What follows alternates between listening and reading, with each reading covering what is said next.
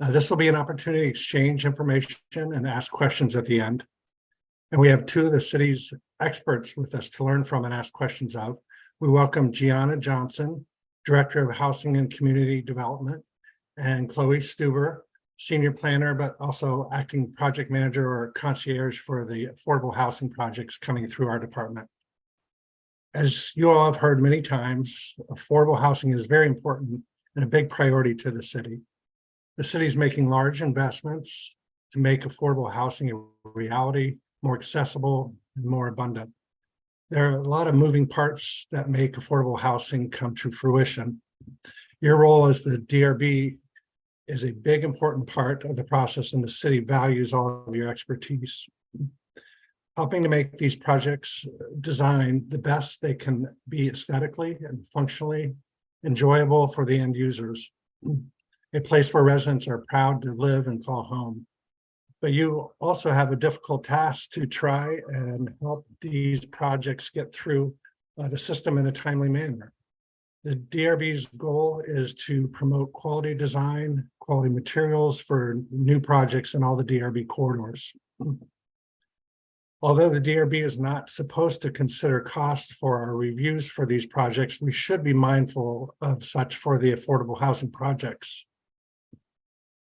Oh, excuse me, Dinos is trying to call me. Let me answer him real quickly. I'm sorry. I am going to, excuse me 1 second. I'm so sorry.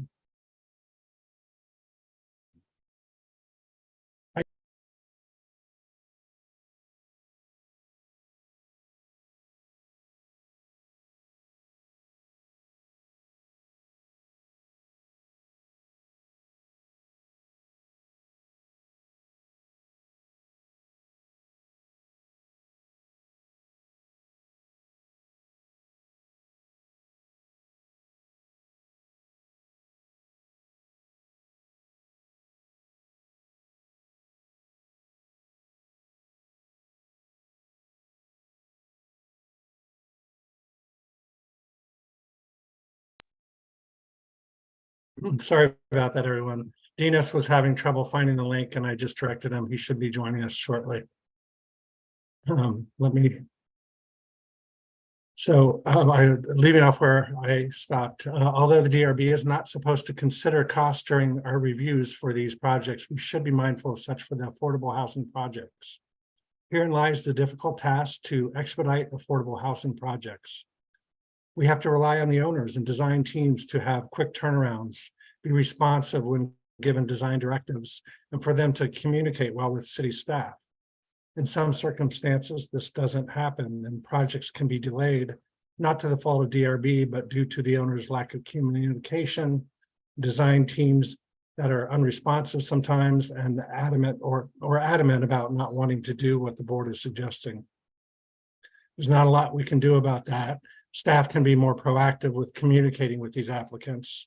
But we continue to offer the best design solutions possible, keeping in mind the special circumstances of affordable housing and how important it is to the city for these projects to get expedited as quickly as possible. With that said, I'd like to turn it over to Gianna Johnson. Welcome, Gianna. Thank you, David, and thank you, members of the Design Review Board. Privileged to be with you on this Friday afternoon. The weekend is nigh. So David has thanked you, and I certainly want to reiterate that. Thank you so much for your service. We appreciate your dedication to the city of Charleston and to the community.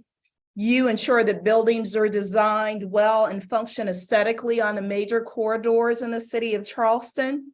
As you are aware, I think I typically introduce myself as part of the process when I come before you. I direct the services of the Department of Housing and Community Development for the city of Charleston. We have probably 3 to 5 key roles, but as it relates to housing, we provide both funding and often transfer land to developers for both the construction and preservation of housing. And that can be for the purposes of rental housing and or for sale housing. In some cases, it's both. The clients that we service are those that are very low and moderate incomes in the city of Charleston. Basically, that means individuals or families earning from $19,300 a year up to someone earning $77,160 a year. So quite a spectrum of housing services and actual housing inventory that is needed. Many of you have heard, you're well aware, especially over the last several years, and especially since COVID, we've seen a substantial increase in the cost to produce housing. Much of that has been related to the supply chain issues.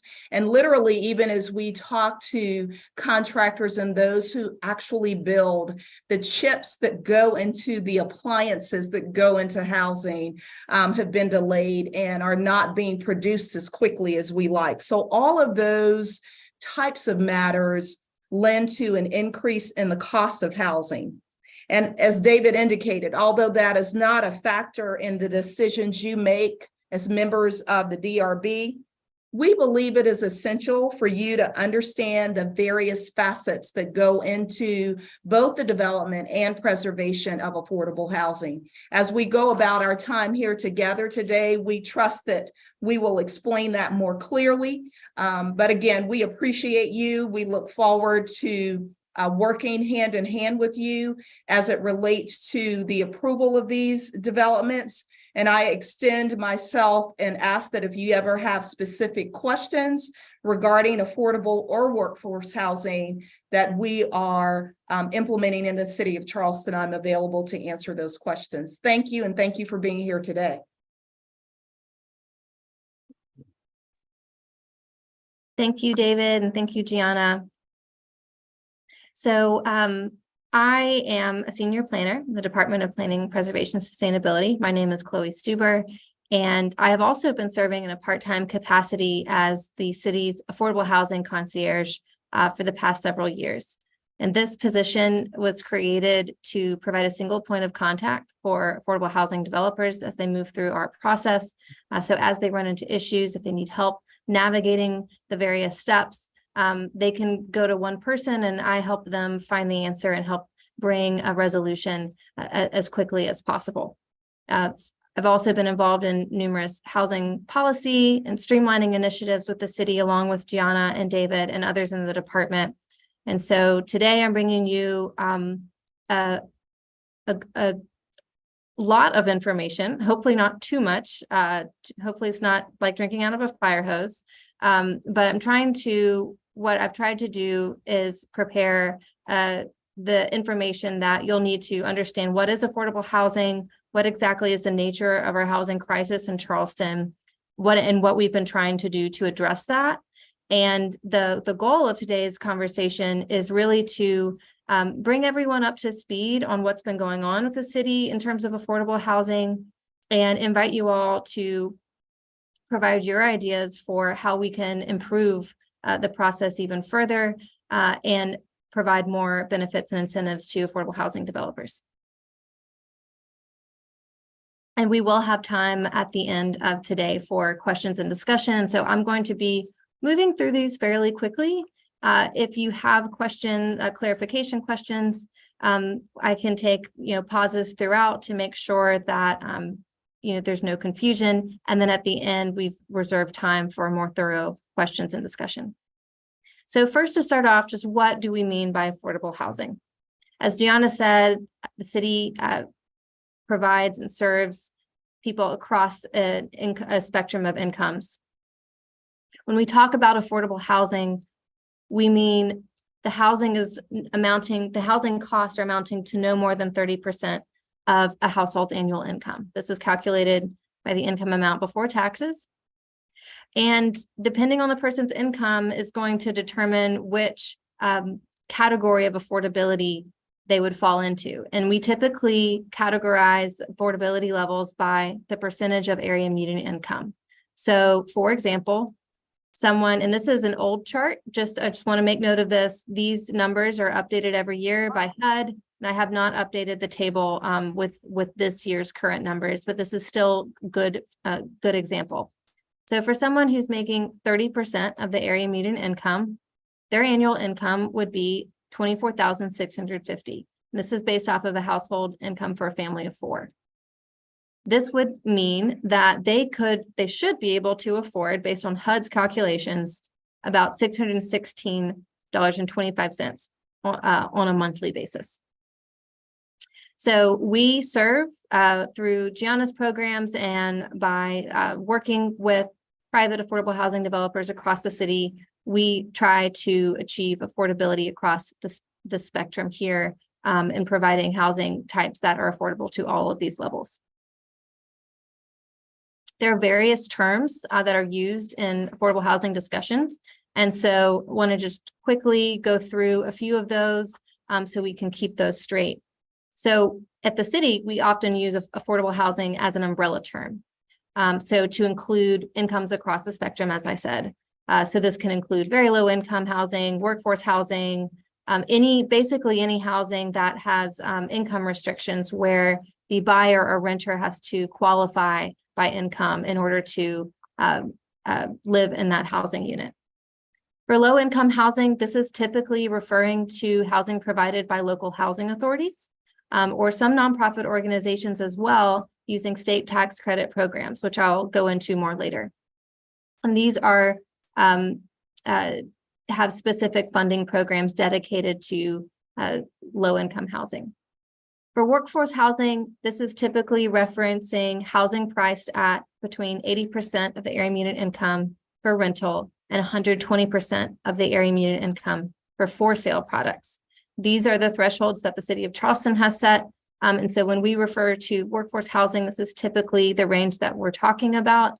And on a more national scale, workforce housing, that term came to be because it was referring to people often in public service, so the salary types that are typical for public service, like teachers and firefighters, et cetera. Not to be confused with, or not to communicate that people under this threshold are not part of the workforce, they are as well.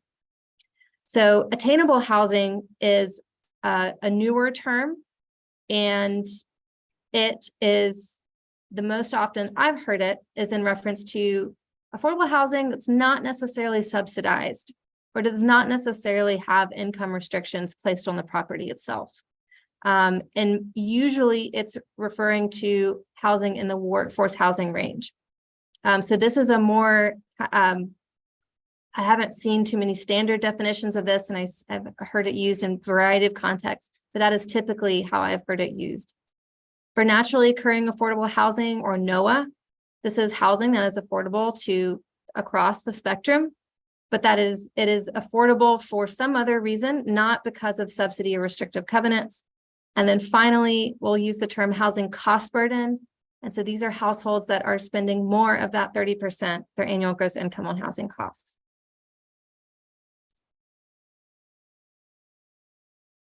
So now I want to go over Charleston's housing crisis. So we know that affordable housing is a problem globally. It's not just a problem in Charleston. So we're going to go into what does this look like at the Charleston scale. So in the last decade, City of Charleston's median rent and home sales increased by 51 and 54% respectively. Household incomes only increased by 31%. So these are not keeping up. We've ranked high on the Urban Land Institute report. It's the 28th most expensive place to buy a home in the entire country. 42% of Charleston households are housing cost burden. And this is worse for Black households than white households. So there are severe racial disparities baked into this crisis. The income gap between Black and white households in the city of Charleston grew over the past decade and was already stark. At the end of 2019, when we ran a housing analysis for the City of Charleston Comprehensive Plan, we had approximately 5,200 deed restricted affordable housing units. So again, these are where the residents need to meet income eligibility requirements to be able to purchase or rent. And through this housing analysis, we determined that by 2030, in order to close affordability gaps, so those who are housing cost burden to be able for the number of housing cost burden households to come to zero, we would need to meet that need with approximately 16,000 new affordable units over the next 10 years. And this is for current and future anticipated population. We also found that the greatest need in terms of housing is for our low-income housing, and that's for a very low income, specifically, so those making 30% or less of the area median income. And in the last 20 years, we've only created an average of 94 units per year, or created or preserved, and 148 affordable units expired. Their affordability restrictions expired in that 20-year period. So this is a breakdown of the needed affordable units by 2030 by area of the city. And so these are fairly rough calculations, but we use this as a guiding document, and also just to show that we need housing everywhere in the city. And why does this matter? Rising costs make it unaffordable for people to stay in their long-time neighborhoods. We have seen the data that is showing that higher rents led to significant neighborhood change over a very short period of time. So displacement is a very real cost of high housing prices. We also know that it drives people to homelessness and not being able to stay in their housing, leading to housing insecurity, not being able to find housing that's affordable to come out of homelessness. People having to drive further away to find housing that they can afford, driving further from their jobs. That's increased traffic, increased congestion on our street.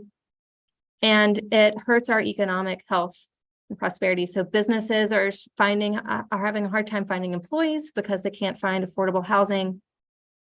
Our schools or hospitals are having a hard time maintaining employees and keeping employees because of housing costs. So this hurts everyone, not just those who are having a hard time finding housing.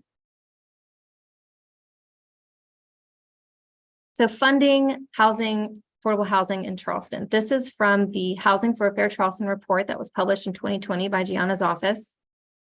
And this on the left here is just showing a basic financing formula for affordable housing typically. So we have all these different costs that are stacked here on the left, and different sources of funds that go into meeting those costs, and typically the gap funding that affordable housing developers are seeking to make affordable housing pencil out. Now, when we apply this to Charleston, basically everything is more expensive. So this is not to scale necessarily, but it's demonstrating the point, which is that it costs more to build in Charleston. Land values are high. We know that. Construction costs are high and skyrocketed over COVID. And also something that's not specifically named here, but something that we've definitely learned in various conversations with developers is that design fees I'm not sure where that would fall in this category, but those design fees can sometimes as much as double in Charleston because of the multiple layers of reviews and sort of having to go back and revise and return, and that adds to the design fees as well. So what that translates to is you don't really get more equity, you don't really get more hard debt.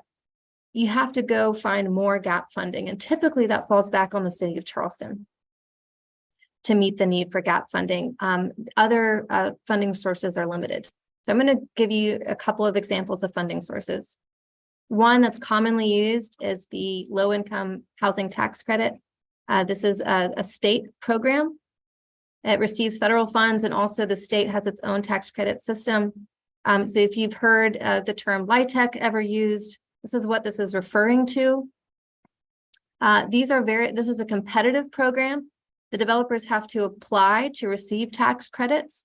And then if they receive them, they can use that basically as tokens to providing to the bank. And then the bank returns cash equity for them to use for their project. And in return, the bank gets tax savings and also improved Community Reinvestment Act ratings. So there are two different levels. One is more competitive than the other. The one that's more competitive provides more funding. And then typically what the state is looking for in terms of ranking projects, ranking applications, is they want to see low development costs, which is really hard to achieve in Charleston. They're also looking at size requirements. So there's typically a minimum unit count. And then some other things that we can all typically agree on, that it's close to amenities and jobs, not in hazardous sites or flood-prone areas, and not in concentrated areas of low-income and minority populations. So those are just a few of a very long document of criteria and ranking for LIHTC. So as I mentioned, it is hard to achieve the lower development costs in Charleston. We are not competitive for LIHTC grants and have not been for quite some time. That's not all Charleston, that's some of how the program is structured, but we fall very low on the list in terms of units completed with LIHTC funding. The city has done a tremendous job. Gianna's office has demonstrated incredible leadership in finding additional funding to put toward affordable housing. So there was a bond referendum a few years ago that generated I think 20 million, Gianna, is that correct, toward affordable housing? Yes.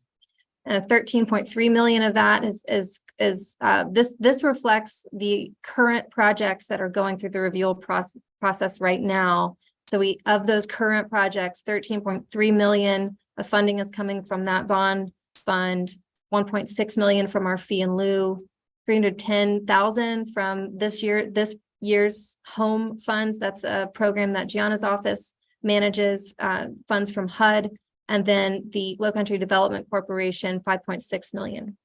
So we're putting a lot of money into affordable housing, but I just want to state, and I'm going to pass it to Gianna here really quickly to reemphasize, it's not even close to enough. So Gianna, do you want to say anything more about this continued need for funding?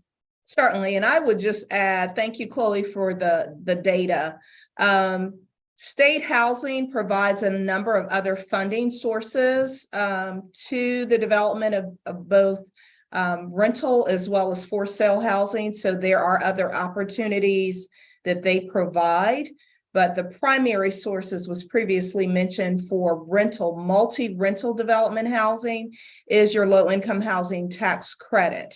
And we talk about numbers, and just to put that in full perspective, I'm sure that you all would have seen or heard the property West Ashley that was recently funded with funding from the bond dollars, which was the $20 million bond fund, Bulls Creek development. The city invested approximately $2.6 million of those dollars into that development. That development cost $16 million to produce. So that's just an example, and it shows you the very difference. Chloe talked about gap funding. There are a variety of sources of requirements. There are a variety of sources of funding. We call it the lasagna of funding when it comes to affordable, especially multi-rental, that it takes to develop these. Another example, James Lewis Jr. apartment that is literally being erected right now, approximately $28 million has gone into that development. City's funding amount is around 5.5 million. So all those are very large numbers. These are affordable housing developments. So to discuss really that gap, they are directing these homes to those who make certain income ranges. And so the rent can't be but so high because otherwise the deal becomes, the deal doesn't happen and it does not pencil. And so we have to be very careful with those costs. And so I know internal to the city, and part of Chloe's role has been to help developers walk through our processes in order to streamline and in order to minimize the number of times they have to present to DRB, BAR, if that is applicable, and any other boards and commissions from the city of Charleston, not to escape doing that, but to make sure that we are intentional and strategic about being able to answer any concerns or to answer the requirements of those boards as they come forth. And that's a sense of numbers so that you understand where those are coming from. Thanks, Chloe. Thanks, Gianna. And I see there's some questions coming through from board members, and I appreciate that. And if that's okay, I may respond to those after I get through the next portion of slides, because we're nearing the end here. So the efforts to date are, as I mentioned, housing, community development, and planning, preservation, sustainability have been working on this for years. So we established what's called the Streamlining Affordable Housing Initiative. We meet on a monthly basis to plan and implement streamlining actions, and also to troubleshoot projects currently in development. Over the years, we've initiated we've waived fees for projects with 50% or more of units as affordable. We've established the housing concierge position, which I spoke about. The Technical Review Committee initiated an affordable housing protocol in May 2021, which I'll talk more about later. And that's proven very effective. And they were sort of the first committee to put an expedited review type policy into effect. We have also started tracking affordable housing in our permitting and plan software. This gives us really good data. I'll show you a dashboard later, because one of David's questions is easily answered by an affordable housing dashboard that's updated nightly, that you all can view, which again here is that we launched that dashboard publicly in March of 2022.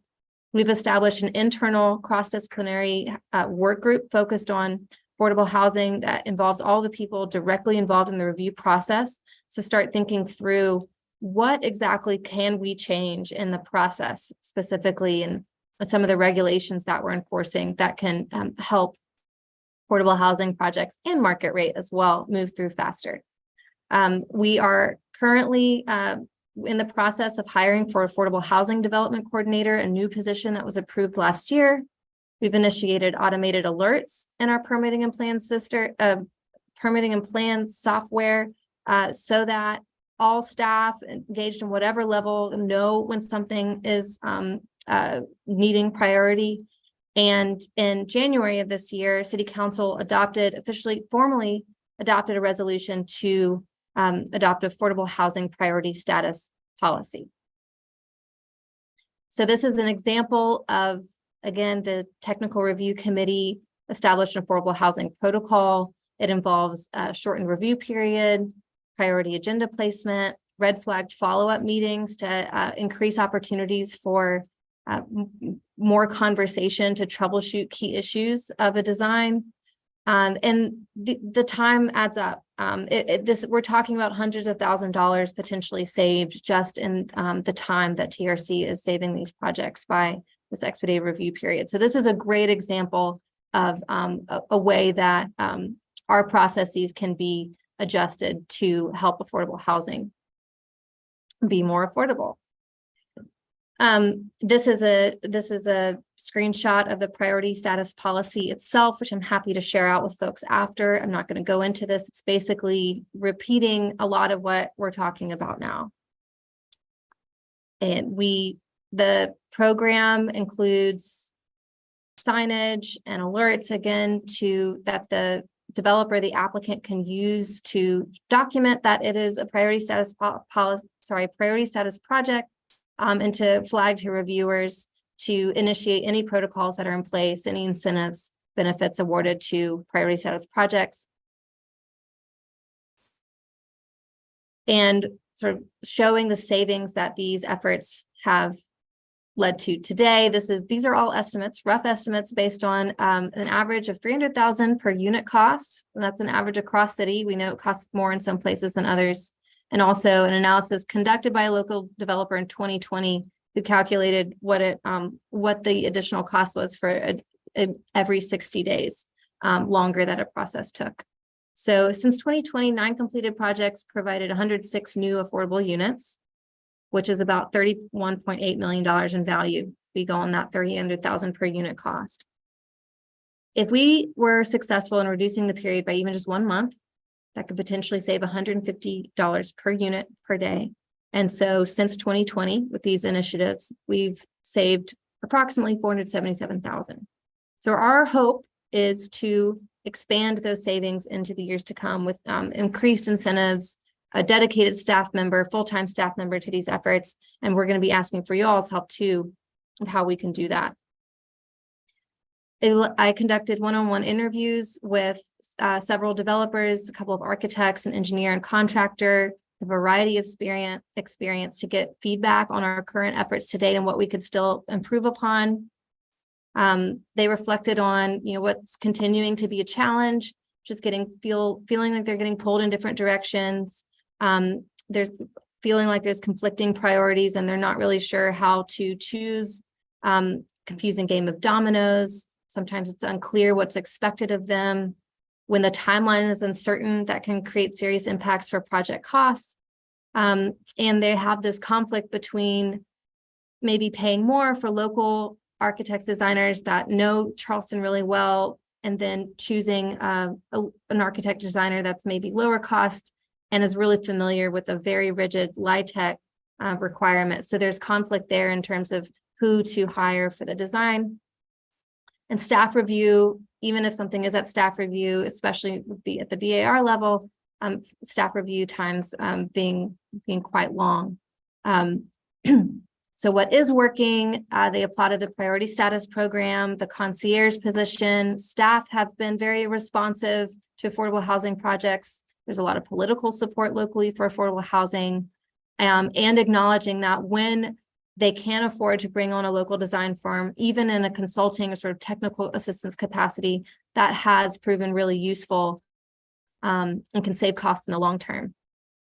So what would be helpful is setting and communicating clear expectations, providing more opportunities for dialogue, to get clarity if something's unclear, to run ideas by before they spend a lot of time on redesign, more focused review, potentially having an applicant and staff committee to review the current process and requirements to screen for opportunities to increase efficiencies and cost savings. And also for the city to have some shared consensus on what is most important in terms of our various priorities, and create potentially tiers of review, decision authority, so that when we are in a situation where our priorities are conflicting, how do we move forward in a clear and efficient way? So our next steps this year is, as I mentioned, we're hiring for affordable housing development coordinator. And then number 2 and 3 I've highlighted because this is what I hope will be the focus of our discussion with you all for the remainder of this seminar, is we want to expand and codify the priority status program. And so right now the incentives we have are great, but we need more. We need to be doing everything we can. And so we all need your help with how we can expand the program to include incentives through the DRB process beyond priority agenda placement. And then also, how can we set clear expectations, especially for more subjective topics such as design and materials and aesthetics? How can we create as clear expectations as possible? And one idea that we've floated but haven't put any pen to paper about is a guidebook potentially for building affordable housing in Charleston that could maybe include design standards or material standards for affordable projects. And so with that, we're going to open it up for questions with the questions that have already come through the chat. And then the guiding discussion prompt for today is just loosely, how can we achieve additional savings through time, through materials, through design, smart design for projects under DRB purview? So let me bring up the questions that Eric already sent through the chat. Thank you, Eric, for compiling those. So the first question was, are the affordable housing need projections based on population of areas? So the way that the analysis was run was it collected the incomes, the income distribution of our present population at that time. So in 2019, the income distribution across the city by household, and also the housing prices of the city by household, and did a comparison. And I actually, if I can do it quickly, I will bring up a data visual that shows the analysis particular. specifically addressing that question. Yeah. Okay. So it's popping up quickly for me, so I can bring this up for you. So this is from our Charleston City Plan blog, looking at Charleston's housing stock. And this is an interactive data visual that's showing all of the data that was compiled from the housing analysis. And this here is showing the deficit. So you can see here where we have key deficits in housing, and this is matching up income, matching up housing prices, and then seeing where we have a shortfall in housing units needed. So that's how that was done. And then we incorporated population projections reflecting the same income distribution. So we did not project any sort of real changes in income distribution. Just if we were to just maintain the current income distribution, what would that need be across the city? So I hope that answers your question.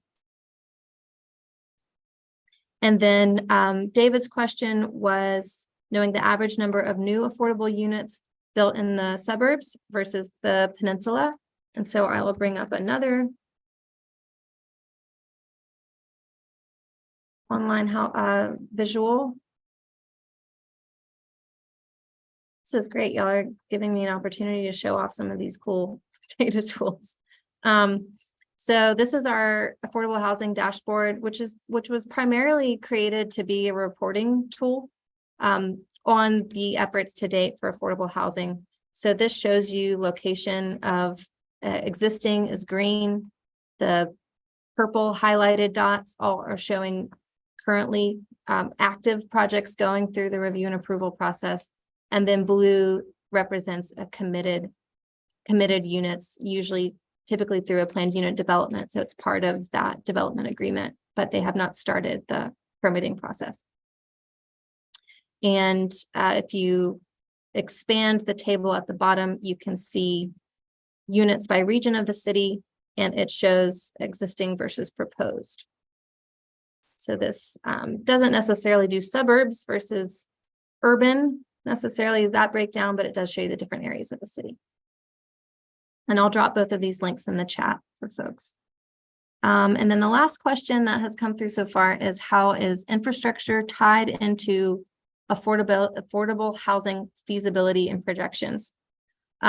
So in numerous ways, what I'll say is that we look close. We are encouraging affordable housing developers to meet with planning staff as early in the process as possible. So we have ideal sites in the city where we'd like to encourage affordable housing, which is close to transit, higher elevation, for example, closer to amenities. So we like to work closely with Gianna's department and outside developers on finding the best locations for affordable housing. And those are certainly factors that we take into consideration. And Chloe, I would just add to that question, infrastructure, of course, is key. And those considerations have to go into effect when these developers are contemplating that. And naturally, if they're in a higher elevation, for lack of a better term, the costs can be lower. Stormwater considerations have to be taken into effect. And I would say I mentioned a $5.5 million investment in the James Lewis Jr. apartments. 1.5 of that was TIF funds, which goes directly towards infrastructure costs, because much of that, if not all of that 1.5, address burying power lines and those sorts of things that were critical to improving the overall aesthetics of that particular project. Thank you.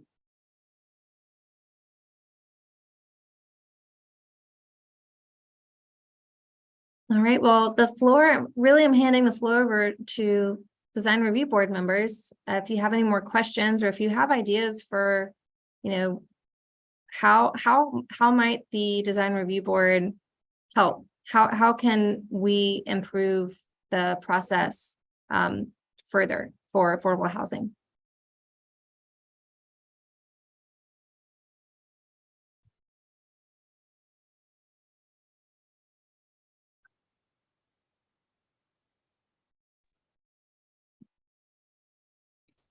Good afternoon, Chloe and Jen. I guess I'm the big mouth of of a lot of the groups, Dinos Leolio here. It's amazing. The task that y'all have is just unbelievable in terms of what you're trying to do. And thank you. I know it's a thankless job at times, but I know y'all's efforts will certainly prove wonderful dividends for the city of Charleston and all.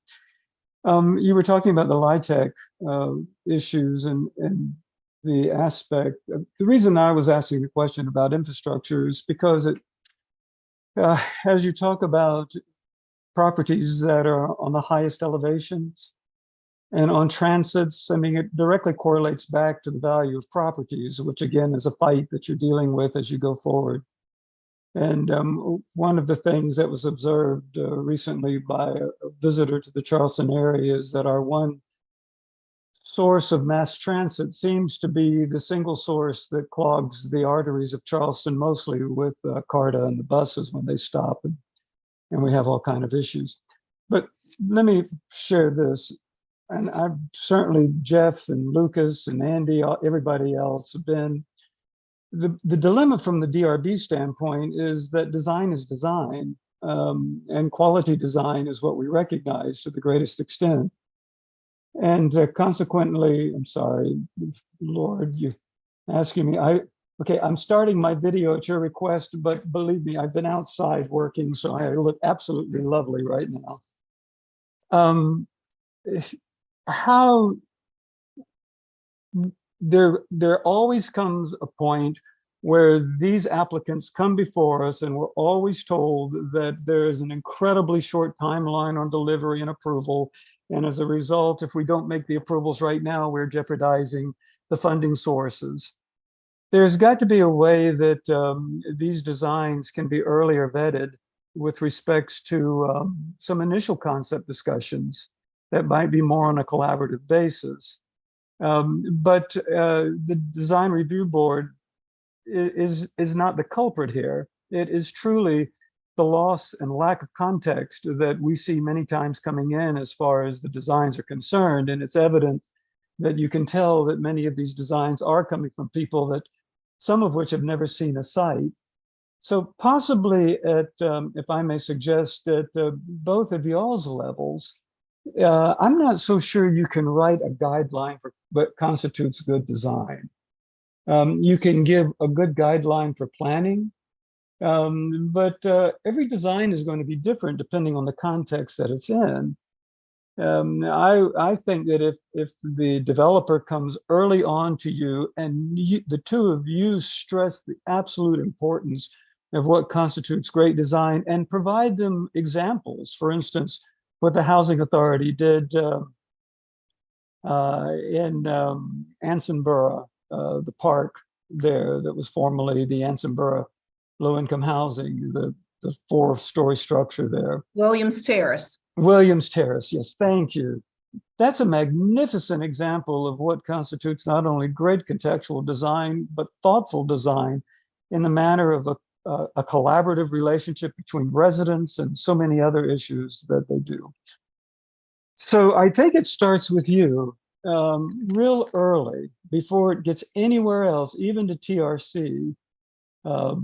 And it has to be embedded within the context of the developer and the architect that the city of Charleston is expecting the 18 design effort. And it doesn't equate to money. It doesn't equate to higher cost.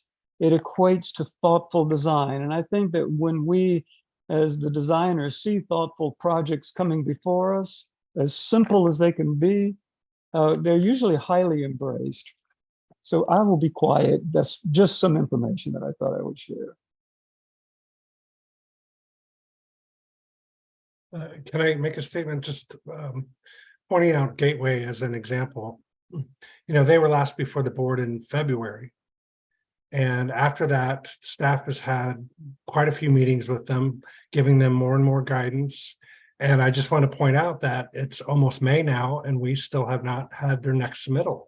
And that's nothing that we can do about that. You know, it's the owners sometimes hold tight reins on the designers, and they don't want them to do more than they want to spend. And sometimes it comes back to bite us, and it's really not much we can do. Yeah, and I will add one other thing very quickly. David and his staff do a phenomenal job. I don't think anything sits on y'all's desk.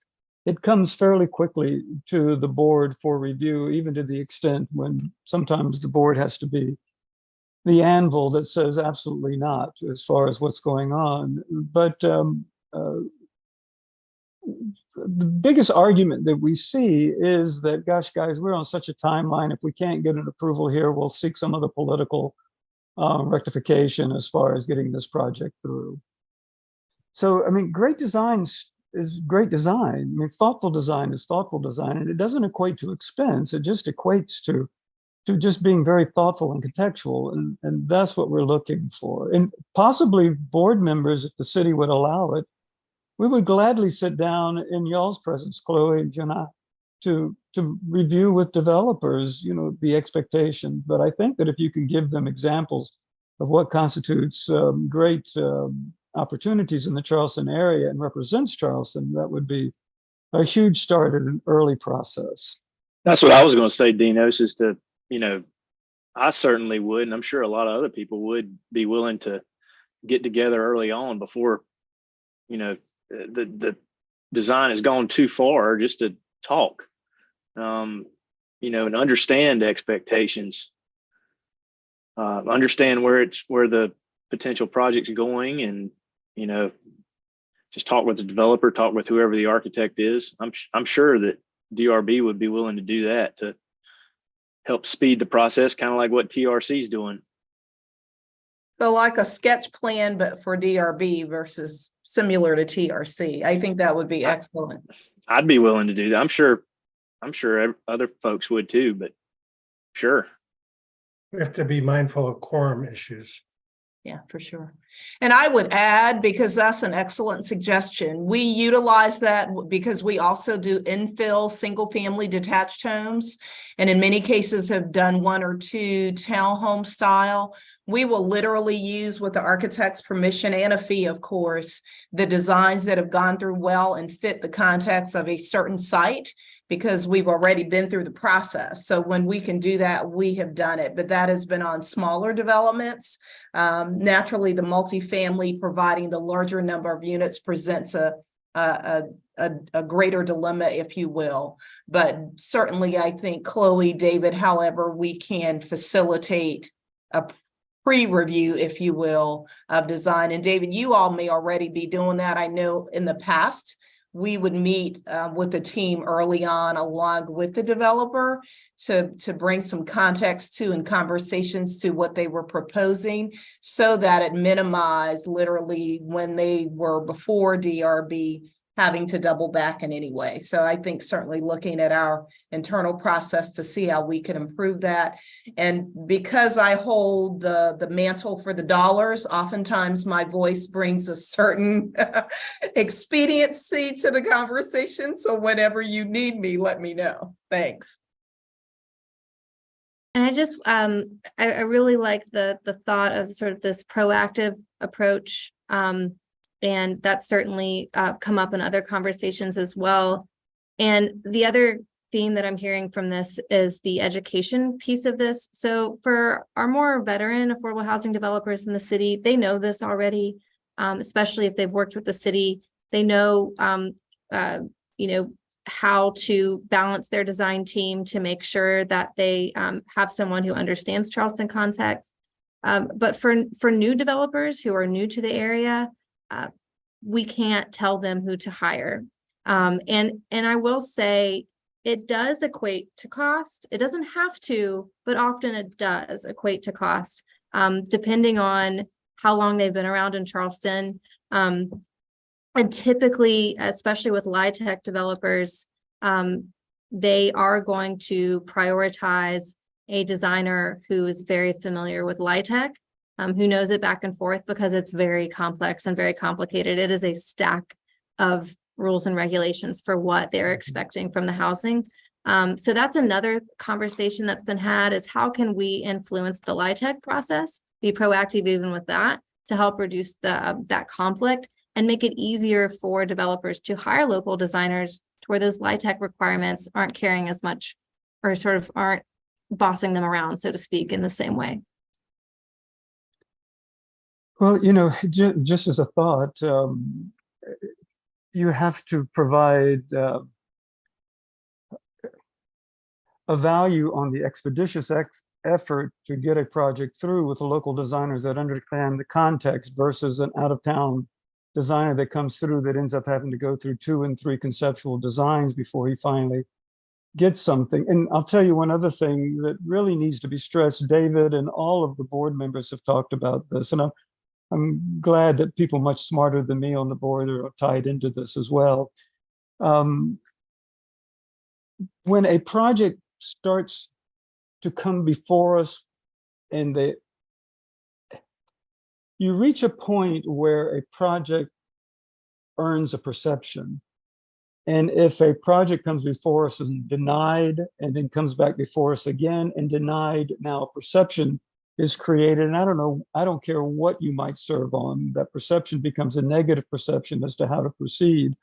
So it's extremely important that these developers and the architects out of town get it right immediately, as quickly as possible. And you can translate that into the savings, the $1 million savings that you were showing as far as what TRC has accomplished with this expedited process. And quite candidly, I don't know why TRC can't utilize that expedited process with every project. I think it would save a lot of money everywhere. But anyway, sorry about that. Jeff, Lucas, what do you guys think? Hi guys, this is Jeff. I appreciate the information. This has been so helpful, and I really enjoyed the introduction to the dashboard, the affordable housing dashboard. So thank you for going through that. There's been a tremendous amount of work, and I'm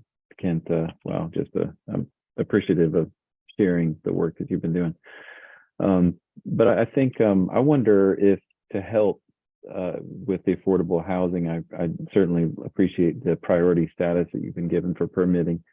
And wonder if, as part of that, if there's not some process already and I really appreciated and understand that not only with affordable housing, but all kinds of projects. I think you call it the spaghetti or lasagna effect, where I'm not sure where to take or hear direction from, different entities not talking to one another. I think maybe to help the priority status projects, it would be helpful to hear on TRC meetings, if DRB administrator at least could be pulled in, say, this is a priority project. David, can you sit in on a meeting and listen to this one? This is in your territory.